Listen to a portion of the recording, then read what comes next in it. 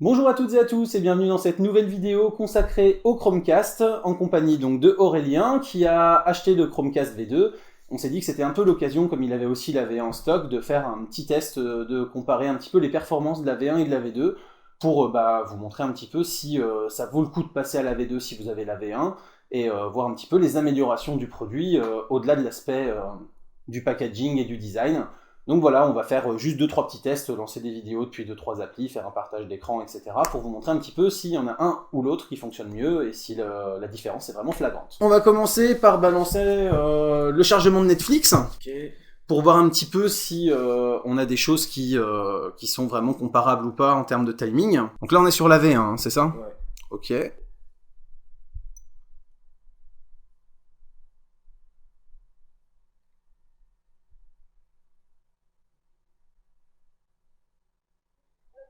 Donc là, en gros, pour lancer une vidéo Netflix sur la V1, on se retrouve avec à peu près 10 secondes de temps de chargement. Et donc une qualité 720p, hein, puisque le Chromecast V1 s'arrête à la 720p. Donc on a 10 secondes pour charger ça. Ouais, puis c'est pas du Full HD dès le départ. En plus, voilà, parce que ça c'est fait pour lancer rapidement et augmenter la qualité petit à petit. En Ouais. fait. Ouais, c'est ça. Donc là, je suis passé sur la Chromecast V2. Ouais, ok, donc on va relancer. C'est Alors pareil. attends, Alors, hop, voilà. Tu me dis quand Chromecast t'es bon. V2, voilà.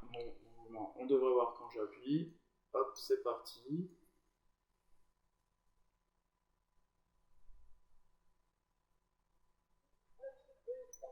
Voilà, et là on est plutôt en gros à 7 secondes de temps de chargement.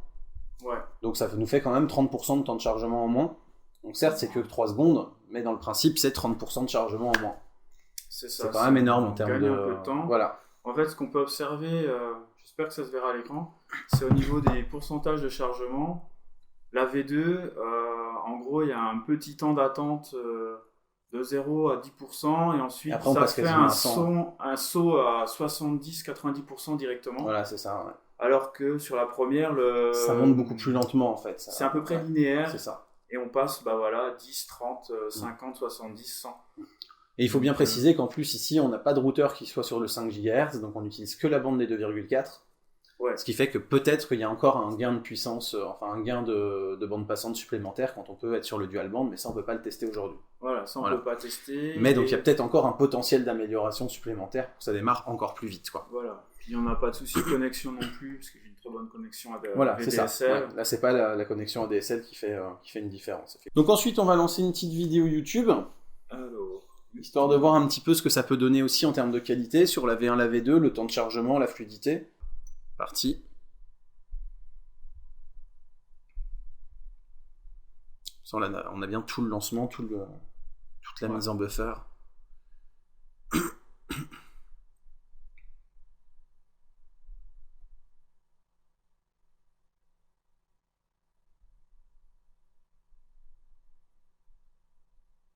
En 4 parties. Ok. Une première partie, on va présenter un peu les plateformes.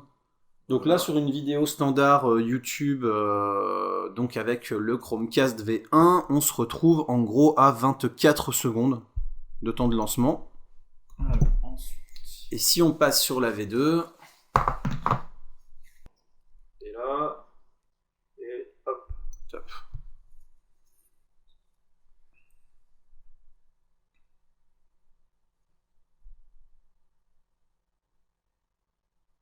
Et aux fondateurs qui sont Ouais, c'est quand même plus vite. On est clairement plus rapide, puisqu'on est passé à peine 11 secondes au lieu de 24 secondes quand même, quoi. Ah oui. Donc on a divisé le temps de lancement par 2 pour la vidéo dans exactement la même configuration, quoi. Ouais, c'est pas mal. Donc ouais, on a quand même un vrai gain en termes de mise en cache et en termes de vitesse de déclenchement. C'est quand même Et puis on voit pas mal quand même très nettement, quoi. Que ça va plus vite. Enfin, ouais, voilà, ça va plus vite. Et puis ça va plus vite avec en plus une qualité d'image qui est supérieure, donc plus de données à transmettre. Donc on est vraiment sur quelque chose de beaucoup plus rapide, effectivement. Tu nous fais un petit partage d'écran sur la V2 là, pour voir un peu la fluidité quand tu changes d'écran ou des choses comme ça? Ouais, alors, hop, Chromecast. Ouais, vas-y.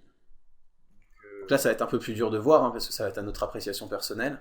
Ouais. Écran simplement déjà, ou relance une vidéo YouTube par exemple, justement, pour voir un petit peu. la fluidité du truc. Son, l'appareil photo, est-ce que ça caste? Ah oui, normalement ça caste. Ouais. Ah, ouais. Mise en abîme. C'est un petit peu... Ah, on marque que... Ah, ça va, c'est pas mal, hein. Ouais. C'est pas mal. Franchement, c'est pas très On aurait presque dû utiliser ça pour faire un petit montage multi-angle. Là-dessus, j'ai jamais essayé ça. Ouais, mais c'est vrai que c'est pas mal, ouais.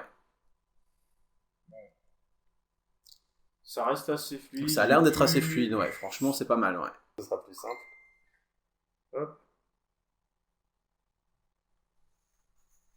Tu peux la mettre en réduit, Ouais, normalement. Ah, on va laisser charger Ouais. le coco. C'est bien. Dans ce hangout en direct. C'est un peu bizarre, ça. J'ai jamais essayé comme Ouais, ça. ouais, non, mais c'est pour ça que je voulais bien... On va parler de financement participatif ce soir. Donc, le programme de l'émission va se dérouler en 4 parties. Une première partie, on va présenter un peu les plateformes de financement participatif avec les spécificités de chacune, les cofondateurs qui sont présents vont vous expliquer un petit peu voilà, ce qui les a menés C'est pas mal, hein. comment ça fonctionne. Ça va. C'est moins beau. Ensuite, on Par aura une contre, on partie sent quand même sur, que la les qualité est pas projets tout à fait de aussi financement bonne. participatif. Mais c'est Donc, pas mal du tout. on a, Ça reste plusieurs représentants de projets ce soir, qui assez a- réactif, en fait. Là, si je fais retour campagne, comment ça fonctionne. par rapport... Ouais, c'est vraiment juste le taux de rafraîchissement où on sent que c'est pas aussi fluide qu'avec la transmission optimisée. Mais ça réagit assez bien par rapport à ce qu'on demande à l'écran. Financeur.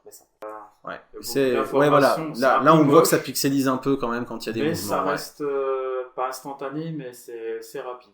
Ouais. Et ça pixelise un peu, mais pour maintenir la fluidité en fait, quoi. Ok, bon. Voilà.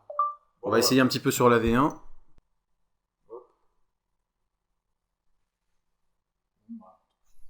Pareil, on voit l'écran, je sais pas. Ouais, si, mais après ça sera trop petit de toute façon. Sur la Ouais, vidéo, mais en fait, c'est- c'est au moins qu'on Ouais. voit... Après, au pire, je referai des plans. Ouais.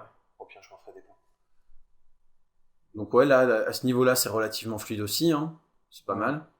Sans, Ok. peut-être, par contre, moi, je vois le décalage. Ouais, il y a un En décalage fait, qui est un petit peu plus important entre le Ouais. moment où tu le fais à l'écran et le moment où ça se produit, quoi. Exactement.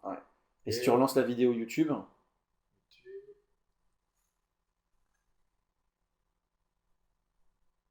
Justement, du côté souteneur. Bon, là, il était déjà un peu chargé Voilà. dans la tablette. Donc, Ouais. Et ensuite, on a une petite partie avec des questions-réponses, donc des certains utilisateurs qui ont déjà posé leurs questions directement avant l'émission. Sachez en attendant que vous pouvez continuer de les poser. On va essayer de checker un petit peu pour la fin de l'émission si vous avez un certain nombre de questions qui sont encore.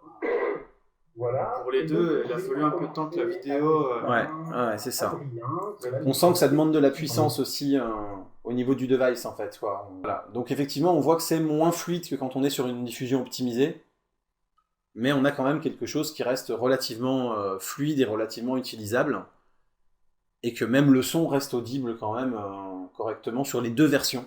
Ouais, ça va. C'est peut-être un petit peu plus propre sur la V2, mais là, bon, Ah oui, on va faut... lancer l'appareil photo. c'est léger quand même, quoi. Ouais, si, c'est quand même vachement plus fluide sur la V2. Attends.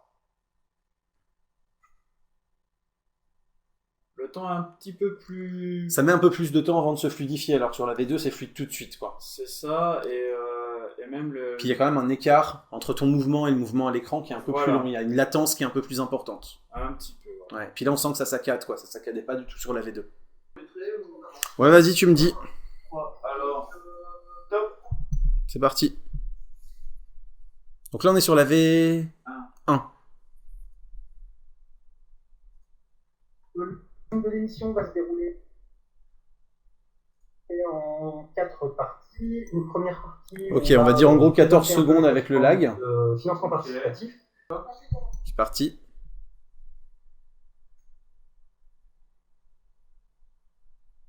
Ensuite, on aura une partie sur les projets de financement. Donc déjà, on se rend compte qu'au démarrage, ça lag pas du tout.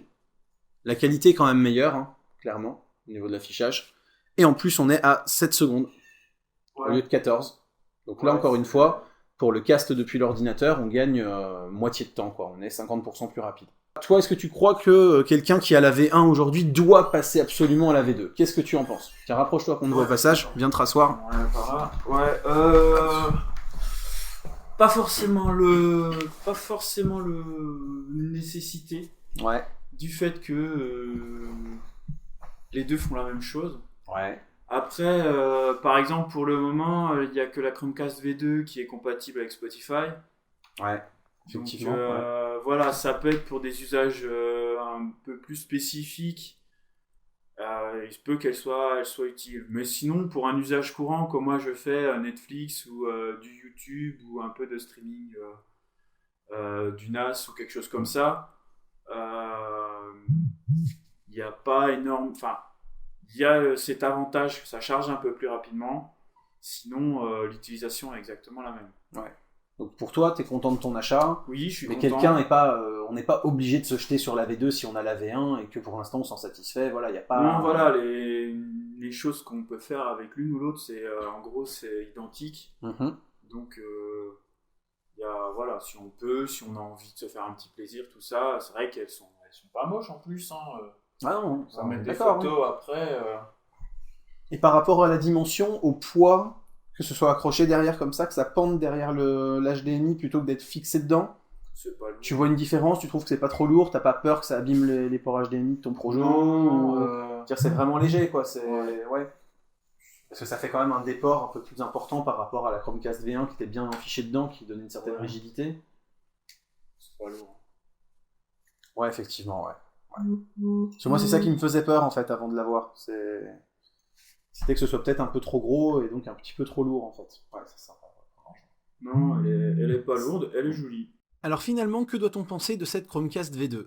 Très clairement, quand on compare les fiches techniques, la V2 a quand même une nette supériorité sur sa petite sœur.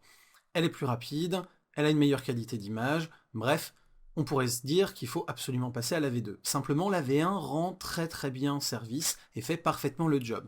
Si vous avez déjà la V1, clairement, passer à la V2 est peut-être un petit peu trop tôt, surtout qu'il y a de fortes chances qu'une V3 arrive l'année prochaine en supportant la 4K, et donc vous aurez tout intérêt à passer directement à la V3. Si par contre, effectivement, vous avez patienté jusque-là pour acheter une Chromecast et que vous n'étiez pas certain de sauter le pas, clairement, cette V2 est beaucoup plus mature que la V1 et vous avez tout intérêt à l'acheter puisque pour les services rendus, le rapport qualité-prix est absolument excellent. Si on compare ça par exemple à une Apple TV, clairement la Chromecast V2 rend des bien meilleurs services par rapport au prix que vous aurez mis dedans. J'espère que cette vidéo vous aura plu, qu'elle vous aura permis de vous aider si vous hésitiez soit à acheter une Chromecast, soit à passer à la V2, ben vous décidez. Je vous dis à très bientôt pour plein de prochaines vidéos, photos, techno, informatique, jeux vidéo comme d'habitude.